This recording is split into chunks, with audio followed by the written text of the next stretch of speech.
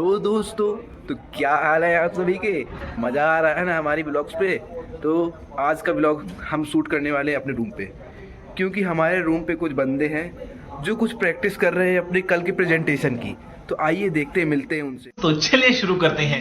चलते हैं, देखते हैं क्या हो रहा है। ये हमारे पार्थ भाई बैठे हुए हैं, फील्डिंग सेट है यहाँ पर।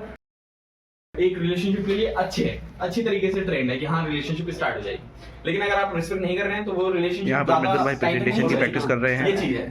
और फिर हमारा सेकंड टॉपिक आ जाता है ट्रस्ट के ऊपर कि ट्रस्ट जो मैं मानता हूँ कि ट्रस्ट जो सबसे इंपॉर्टेंट थिंग होती है एक मृदुल से क्वेश्चन करने के लिए यहाँ पर पूरी फील्डिंग सेट है।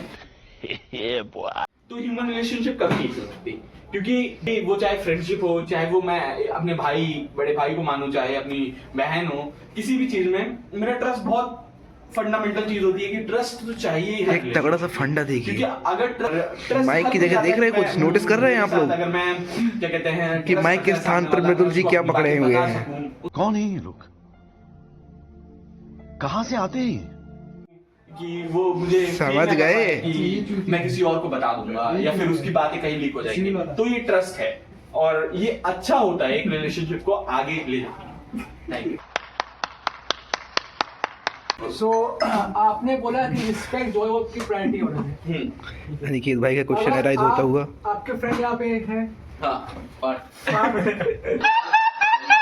तो आपने जब भी इनसे फ्रेंडशिप की होगी फर्स्ट टाइम, तो आपके अनिकेत भाई की एंट्री होती हुई आपका रिस्पेक्ट किया, तब आपका ट्रस्ट इशू खत्म हुआ कि आपने इस पे ट्रस्ट किया, तब आपकी फ्रेंडशिप हुई? नहीं, पहले मैंने रिस्पेक्ट किया।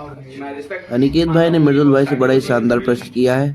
अगर इस प्रश्न का जवाब आप लोगों को भी आता है तो कमेंट बॉक्स में जरूर दें। अप्रॉक्स 3 मंथ से ज़्यादा हो गए हैं, तो आपको ये देखो बोर होके भागते हुए। आपके फ्रेंड के साथ लेकिन 20 नंबर आपको कोई रिस्पेक्ट आपको क्या लगता है कि इस प्रेजेंटेशन में कितने नंबर मिलेंगे इनको? ट्रस्ट इशू तब आता है 40 तो मिल जब मैं प्रेजेंटेशन कंटिन्यू करते हैं। या फिर मतलब इन जनरल मेरे दिमाग में अनिकेत सर ले रहे हैं इंटरव्यू, या फिर कोई और आगे उसको गलत बात बता इंटरव्यूअर ऐसे किया अनिकेत या सर जी हमारे उसने ऐसे कहा आपके लिए, तब आप माइक उसके भी बारे बड़ा में सोचना कैजुअल स्टार्ट है, करते हैं। फिर आपके मेक अंदर ओवर करना पड़ रहा है, मेक डू करना पड़ रहा है, इंग्लिश भी नहीं आती तो है। मैं मानता हूँ कि अगर आप ज्यादा माइक पकड़ने का तरीका थोड़ा सा कैजुअल लग रहा है, जाके आप दूसरे से कंफर्म कर लेंगे जिसके बारे में बताया बट माइक ही कहाँ है? ज्यादा अच्छा रहेगा,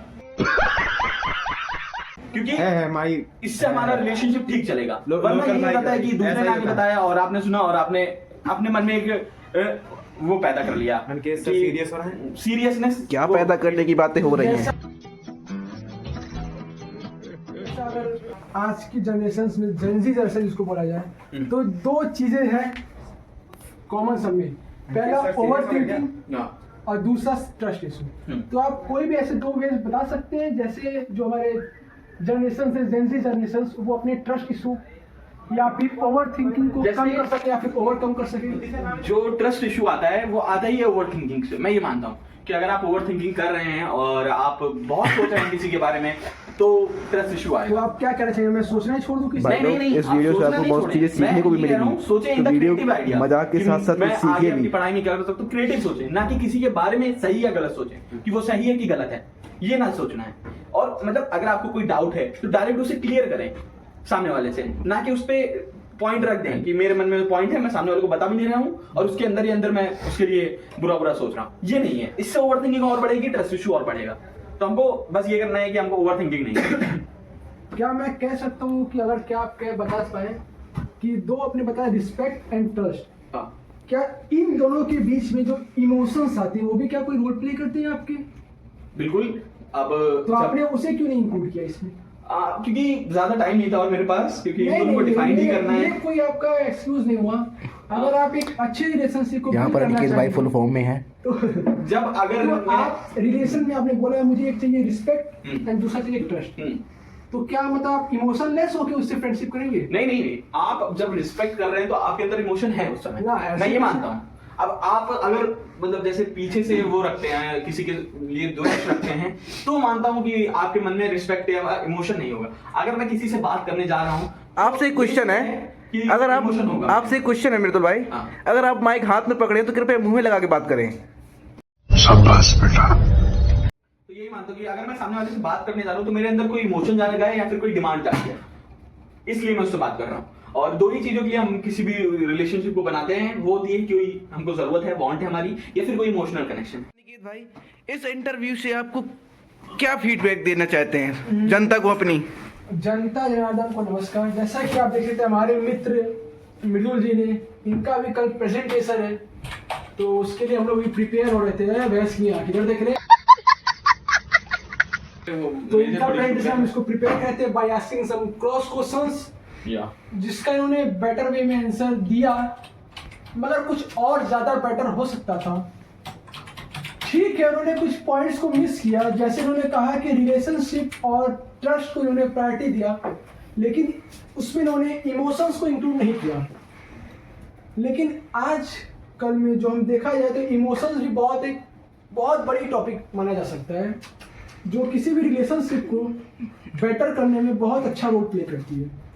तो अगर ये इस टॉपिक को भी अपने कल के प्रेजेंटेशन में इंक्लूड करें एंड इसको शॉर्ट टर्म में डिस्क्राइब करें, तो मे भी इनका प्रेजेंटेशन वेल गुड चला जाए। That's all from my side. हाँ, तो मृदुल भाई, आपकी क्या राय है इन सब बातों पे? मैं इन पे राय ही नहीं देना चाहता। बात रही इनके, मैं एक्चुअली में ट्राई कर रहा हूँ अभी, तो मैं ट्राई कर रहा हूँ बेस्ट देने की अपनी। तो कुछ पॉइंट क्या देने की? चाहता हूँ, मैं ये मानता हूँ कि मैंने अपना बेस्ट देने की ट्राई की है। कुछ पॉइंट होते हैं जो छूट जाते हैं। अब अगर मैं डिफाइन करूँ, बहुत पॉइंट हैं जो मैं अगर बोलने पे आ जाता हूँ, मतलब बोलना चाहता हूँ, तो वो बहुत लंबा टॉपिक बन जाता है कि ट्रस्ट और हमारा रिस्पेक्ट जो है वो बहुत विस्तार टॉपिक है, वो किसी 5 मिनट 6 मिनट में नहीं खत्म हो सकता। मैं मान, क्योंकि ट्रस्ट एक बहुत विशाल टॉपिक है, क्योंकि वो फंडामेंटल है किसी भी ह्यूमन रिलेशनशिप के लिए, और वो फंडामेंटल है किसी भी, अब वोटिंग करने जाते हैं उसमें कि मैं किस सरकार को ट्रस्ट करता हूँ, हर चीज में ट्रस्ट जो होता है वो फंडामेंटल ही रहता है। और चाहे वो जेन ज़ी जनरेशन की बात हो, चाहे किसी भी जनरेशन की बात हो, ट्रस्ट बहुत इंपॉर्टेंट है। So this is the end. Okay, bye. हाँ, तो दोस्तों, यहाँ पर मृदुल भाई का प्रेजेंटेशन समाप्त होता हुआ।